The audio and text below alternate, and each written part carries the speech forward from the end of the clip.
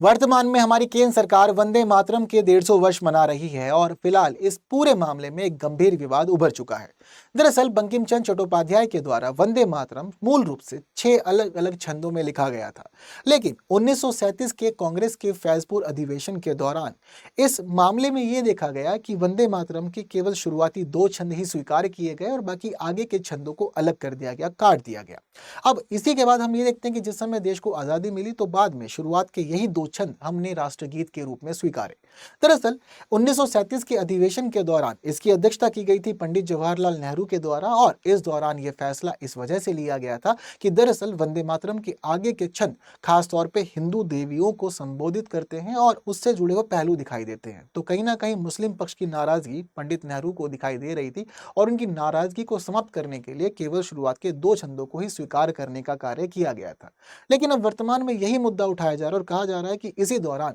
भारत के विभाजन के बीज बो दिए गए थे और जिसकी वजह से देश को बाद में विभाजन देखना पड़ा। तो ये चीजें अपने आप में गलत स्थिति में थी।